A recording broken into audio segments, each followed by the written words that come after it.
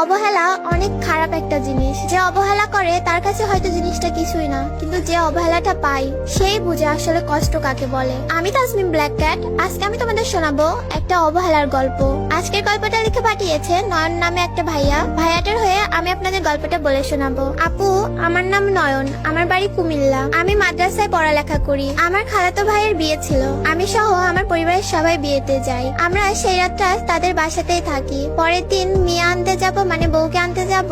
সেখানে একটা মেয়ের সাথে আমার পরিচয় হয়, আর সেখান থেকেই সম্পর্ক শুরু। মেয়েটির নাম হলো জান্নাত। তারপর আমরা বউ নিয়ে বাসায় আসলাম। পরের দিন মেয়ের বাসার লোক বউকে আবার নিতে আসলো। ওই মেয়েটাও তার সাথে আসলো। সবাই খাওয়া দাওয়া করলো, তাদের সাথে অনেক মজা করলাম আমরা। যতই হোক তারা আমাদের বিয়ান হয়। এভাবে কেটে যায় সারাটা দিন, মজা আড্ডা এগুলাতেই। বিকালের টাইম হয়, এখন তাদের চলে যাওয়ার সময়। আমি বললাম থেকে যান, সে বললো না থাকবো না। আমি বললাম আচ্ছা ঠিক আছে, নাম্বারটা দিয়ে যান। সে মানা করলো না। আমি আর কিছু বললাম না। তারপর নিজে এসে বললো একটু মোবাইলটা দিবেন, আমার কাছে ফোন দিব।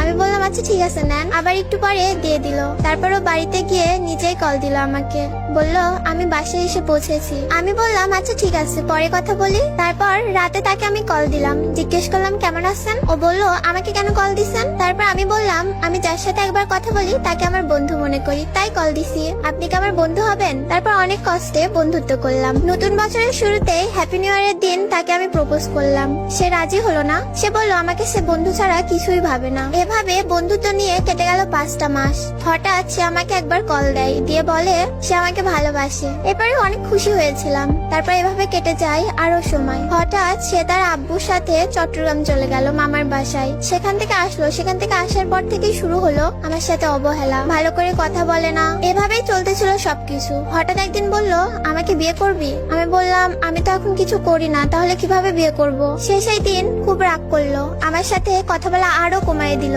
এভাবে 3 থেকে 4 মাস চলে গেল। তার সাথে ঠিক মতো কথা হয় না। আমি তাকে মেসেজ দিলে কল দিলে পাই না। হঠাৎ একদিন সে নিজে থেকেই মেসেজ দিল। তারপর অনেক কথা হলো। এভাবে শুরু হলো অনেক কথা। এভাবে অনেক দিন চলে গেল, কিন্তু আগের মতো ভালো করে কথা হতো না। মনে হয় শুধু অবহেলা আর অবহেলা। একটা মেসেজ দিলে অনেকক্ষণ পর গিয়ে রিপ্লাই দিত।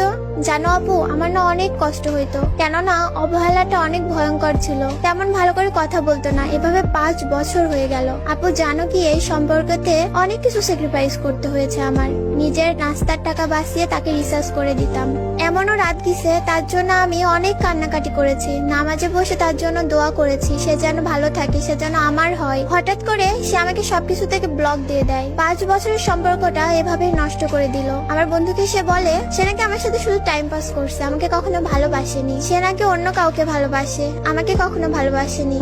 আমি যেমন তাকে ভালোবাসি, সেও অন্য কাউকে ভালোবাসে। তখন আর কিছু বলার ভাষা ছিল না আমার। এত ভালোবাসার পরও তাকে আমি পেলাম না। আমার লাইফের 5টা বছর শেষ করলো সে। অন্য কাউকে যদি ভালোবাসে তাহলে আমার কাছে কেন থাকলো, আমার সাথে কেন কথা বললো।